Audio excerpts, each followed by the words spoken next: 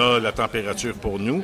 Je peux te dire une chose, je regarde les gens discuter entre eux et je trouve que c'est une façon de raffermir les liens, des nouveaux contacts, des gens qui ne se sont jamais rencontrés ou des gens que ça fait un bon bout de temps qu'on n'a pas vu.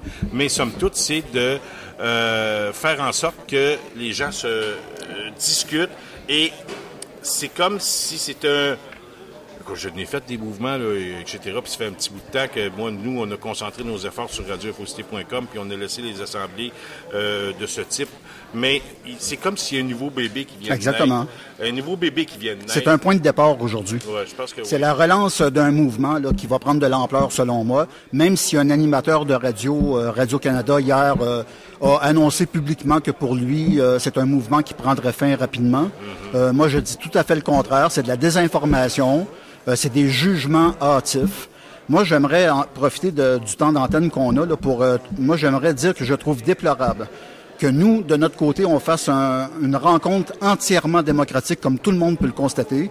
Vous savez qu'on reçoit actuellement, il y a peut-être 200 personnes environ qui sont ici, qui se sont déplacées du Québec. Au-delà de 200 personnes. Au-delà de 200 personnes, qui se sont déplacées d'aussi loin que la Gaspésie, juste pour venir nous entendre. C'est un mouvement démocratique. Je trouve déplorable qu'on ait vécu de la violence, qu'on est au Québec, puis qu'on est rendu dans une époque où on affronte une violence dictatoriale et que, surtout, nos gouvernements, que ce soit le maire Coder, alors qu'on a été diffamé dans le devoir, donc tout le monde nous connaît à l'heure actuelle, ou en tout cas, c'est certain que les politiciens le savent, je ne comprends pas et je ne comprendrai jamais comment nos élus qui ont été mis en place par nous, ils prennent pas position pour nous défendre, pour défendre la démocratie. Et ça, c'est tout à fait déplorable. Nous, on a été menacés, M. Coder. M. Couillard, je vous lance un message. On a reçu des menaces physiques. Des menaces physiques. On a fait affaire avec la SQ. On a déposé des rapports. Comment se fait-il que vous n'êtes pas là pour défendre la démocratie? M. Coder, je m'adresse à vous. Comment ça se fait que vous n'êtes pas là pour défendre la démocratie? Où vivons-nous? Sommes-nous dans une nouvelle dictature? Est-ce qu'on est dans un pays où la liberté d'expression est en perte de croissance? Voyons, réveillez-vous, là, faites quelque chose pour votre pays. Et il y a un autre aspect que j'aimerais t'amener, Guy, c'est le fait que les médias qui ont sali ton organisation, puis d'autres personnes, on l'a vu dans Le Devoir avec Richard Lehir dernièrement, et on a qualifié l'organisation du mouvement républicain du Québec comme étant le porte-étendard de l'extrême méchante droite. L'extrême droite. Écoute, à un moment donné, il faut être sérieux. Si tu veux être crédible, quand il y a des journalistes qui font ce sale boulot, je pense... Mais ce qui est bizarre, c'est que on a même dans ces médias, on ne parlera pas des menaces physiques, menaces non seulement physiques, mais sur les bâtiments. On ne parlera pas de ça. Là. Plus du contenu. On peut s'y attendre. Non plus du contenu, effectivement, parce qu'il y a du contenu ici, je peux vous le dire. On vient d'entendre Jean-Jacques Nantel, qui vient de parler des droits de passage sur les territoires. On n'entend pas parler souvent. Là. Mais écoute, si on était moindrement, là, je dirais, aventureux un peu, mais je dirais, un peu de, je dirais de la... que les politiciens soient, je dirais, un petit peu plus... ambitieux. Et je dirais qu'il y a un peu plus de volonté. Hey, je dis pas que un touriste qui part en auto, qui s'en va aux États-Unis, qu'on va charger droit de passage, mais des camions. Tu sais, tout ce qui est pour faire des profits, que ce soit de ferroviaire, maritime et routier, c'est pas une idée qui est arrivée, qu'on entend parler souvent. Et moi, je pense qu'au Québec, actuellement, on est mûr pour ça, mais on n'a pas les politiciens qui ont assez de couilles pour s'aventurer dans ce dossier. Et moi, je trouve qu'ici, il y a plein d'idées qui sont avancées. Je dis pas que tout est parfait. Non, c'est pas ça qu'on dit. On ouvre les débats, là, autrement dit. Tu sais, oui, vas-y, Antoine, je pense que tu voulais ajouter quelque chose. Je sens te couper, là, si tu as terminé ton point. Vas-y. Je veux vous poser une question, M. Bouliane, par rapport au fait que, comment vous expliquez un peu le mutisme des institutions souverainistes? Au premier chef, le Parti québécois, le Bloc québécois, Le Devoir même qui a quasiment trahi sa mission première. Moi, je peux pas l'expliquer. Vous savez, à l'interne, on a envoyé des invitations. On voulait donner des billets à la plupart des organismes connus qui travaillent pour la souveraineté. Je ne les nommerai pas. OK?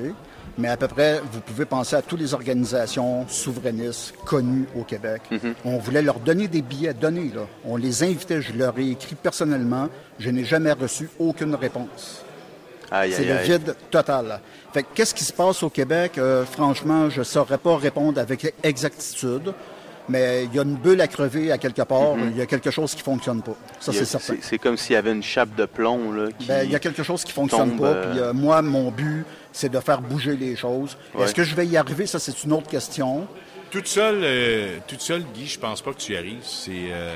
C'est important de semer, à tout le moins. Effectivement, puis c'est en étant organisé et en se réseautant. C'est important, le réseautage, parce que s'il n'y a pas de réseautage, parce que pour avoir milité dans plein de groupes, c'est difficile tout seul de durer dans le temps. Il faut que tu sois armé en maudit. Il faut que tu aies de l'argent, du financement, parce que l'argent, c'est le nerf de la guerre. Et on voit ici, aujourd'hui, que, il y a de la place pour que tous les gens puissent s'asseoir, et puis tout ce qu'il y a de commodité. Mais, tu sais, écoute, fondamentalement, ça prend du réseautage. Et je pense que, quand je disais tantôt le bébé est né, ce que je dis dans le même sens, c'est que je dis que si tu es prêt à continuer à réseauter et puis à demander aux gens qui ont de l'influence dans leur milieu, de faire en sorte que... Je dis pas qu'il faut aller faire des manifestations sur la rue Sainte-Catherine. Je crois pas, moi, personnellement. C'est bien que les gens le fassent parce qu'on a chacun notre optique et notre vision. C'est quelque chose qui est bien, mais moi, ma vision est haute. Là. Moi, mon objectif, justement, c'est de créer du réseautage, comme tu dis, mais aussi de travailler des groupes régionaux, des équipes de travail. Moi, j'ai l'intention de mettre des dossiers sur la table, puis de développer des trucs, mais avec les régions. Vraiment donner la parole aux gens de c'est quoi leur souhait, qu'est-ce qu'ils veulent comme pays, puis en arriver vraiment, moi, je veux établir des consensus, puis je veux du résultat. Moi, j'aimerais revenir là-dessus. Je trouve ça grave, moi. Je trouve ça déplorable. Je ne peux pas faire autrement que de le souligner. On a organisé un colloque à Montréal. Je n'en reviens pas, tout simplement pas, qu'on a dû fuir. C'est comme si on prenait la fuite. Là, vous savez, nous sommes dans une écurie. Nous, on voulait faire ça dans un bel auditorium au Collège de Maisonneuve, avec des beaux fauteuils douillets, puis un beau rideau de théâtre. Non, nous, Québécois, moi, je suis né au Québec, on doit fuir. En tout cas... Face à des gens qui, il faut le dire quand même, n'ont pas l'intérêt premier du Québec à cœur. Exactement. Ils pensent fort probablement presque tous en termes mondial, altermondialisme, sans frontières, sans État. Les dirigeants de ceux qui ont refusé que l'événement se tienne chez eux, c'est-à-dire le Cégep Maisonneuve. Mais ça... Que ce soit le Cégep Maisonneuve ou le Cégep Saint-Laurent ou l'UQAM ou n'importe où, ça aurait été la même maudite affaire. Ouais. Aussitôt que un journal arrive puis dit il va y avoir un colloque de l'extrême droite. Attendez, pas de l'extrême droite. Nous sommes pour eux les porte-étendards de l'extrême droite. Ça, c'est grave. C'est une accusation grave, sans fondement, sans aucune recherche. Je tiens à préciser que la journaliste qui a écrit ces mots dans le journal Le Devoir ne m'a jamais contacté. Je pense qu'un journaliste qui a le moindre code d'éthique professionnel aurait pris la peine de contacter toutes les parties, dont moi, le principal organisateur. Je veux dire, j'ai jamais reçu de coup de téléphone du Devoir.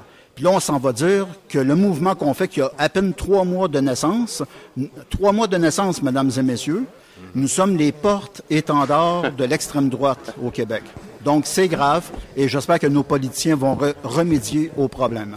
Merci. Hey, Guy Bouliane, encore une fois, félicitations pour l'organisation. Je tiens à saluer tous ceux qui nous écoutent en direct ici sur radioinfocité.com. Écoutez, nous sommes à l'heure du repas et je pense que jusqu'à maintenant, les gens ont été très assidus.